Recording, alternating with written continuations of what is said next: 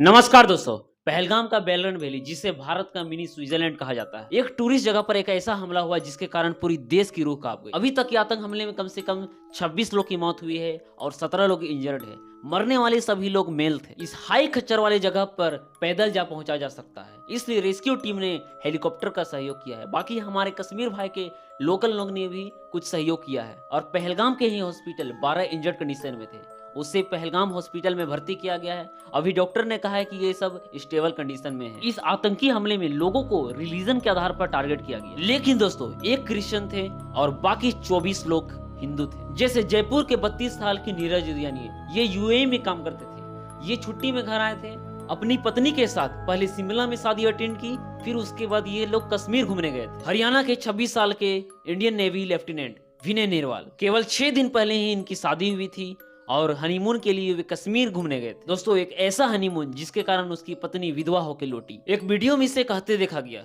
कि ये बोल रही थी कि मैं अपने पति के साथ बेलपूरी खा रही थी। तभी एक शख्स आया और उसे लगा कि ये मुस्लिम नहीं है और उसे गोली मार दी। कुछ ऐसा की कहा पुणे की प्रोफेशनल अशौवरी ने। जब आतंकी दूर से फायरिंग करते देखा तो उनके फैमिली और उनके फादर टेंट के एक घर में चले गए। फिर भी आतंकी वहां भी आ गए। उनके फादर को इस्लामिक वर्ड डिस्क्राइब करने बोला गया तो उनके फादर नहीं कर पाए तो उनके फादर को गोली मार दी। उस जगह पर कोई नहीं था, ना ही पुलिस ना ही आर्मी।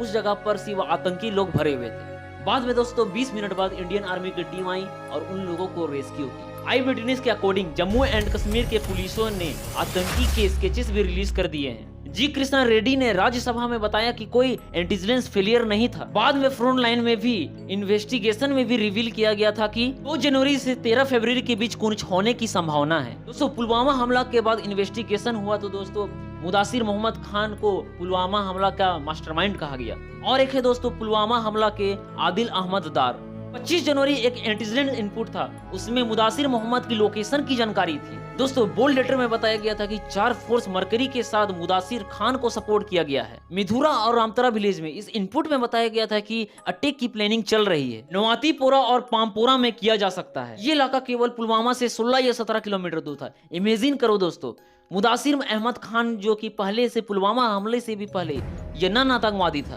12 जनवरी 2019 ट्विटर हैंडल शाहगेट 313 के बारे में जानकारी थी कि इसे पाकिस्तान के ऑपरेटर जेमी हैंडल चला रहे थे। लेकिन इसके अलावा भी दोस्तों 2500 से भी जवानों को एयरलिफ्ट नहीं करवाया गया। कटी एक ही कोम्बे में भेज दिया गया और सीआरएफ के फॉर्मर आईजी भीपेश परमार लेके ताजगी जताया था। सोच के देखो दोस्तों, इतना इंटेलिजेंस इनपुट होने के बावजूद भी पुलवामा हमला हो गया। कैसे हुआ? सवाल ये उठता है। तो कोई भी समझदार इंसान, कोई भी समझदार बच्चा ये समझ सकता है कि देश की सुरक्षा सरकार के हाथों में, तो सवाल उसी से पूछना चाहिए। दोस्तों सवाल ये उठता है कि आतंकी हमले उठे उसके बाद क्यों? दोस्तों सिर्फ जम्मू और कश्मीर की बात करें तो 2016 में हुआ नगोरा आर्मी बेस्ड अटैक, फरवरी 2018 सुंजवान मिलिट्री अटैक, मार्च 2019 Jammu bus stand grenade blast, अब दोस्तों 2025 पहलगाम अटैक। एक के बाद एक आतंकी हमले हुए जा रहे हैं और देश की मीडिया में दम नहीं कि वे जाके सरकार से सवाल पूछे। दोस्तों ये सिर्फ 2014 में आता था कि मीडिया द्वारा सरकार से सवाल पूछे जाते थे। फिल्म भी आप देखोगे। मैं कोई मसीहा नहीं हूँ राठौड़ साहब, और ये मैं किसी के लिए नहीं, सिर्फ अपने लिए कर रहा हूँ। मैं चाहता हूं कि अगर मेरा बच्चा घर से बाहर निकले तो बेखौफ घूमे, कहीं भी, कभी भी, ट्रेन में, बस में, कहीं भी। अब ये भारत देश में अर्नब जैसे गोस्वामी को देखिए, जो कि अर्नब स्वामी सुप्रीम कोर्ट को जिम्मेदार ठहरा रहे हैं। बताइए दोस्तों, ये वह नमूना है जिसकी व्हाट्सएप चैट लीक हुई थी। This attack we have on like crazy. दोस्तों एक बार आप सोच करके देखो, पुलवामा अटैक हुआ तो ये जश्न मना रहे थे और उनके परिवार और उनके लोग, कितने लोग तड़प रहे थे। विनय नेरवाल की बहन हरियाणा की चीफ सैनिक के सामने रोती हुई कही उनके भाई 1.5 घंटा तक जिंदा थे।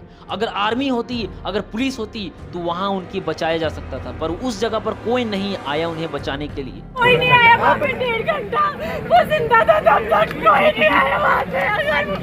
अगर आर्मी होती तो फिर वो बच सकता था। सवाल ये उठता है कि आम लोगों की जिंदगी इतनी सस्ती क्यों है?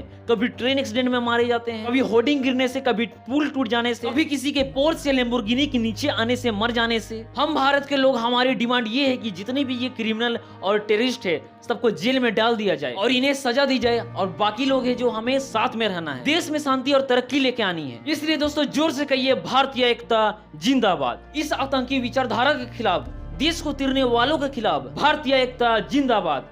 जय हिंद।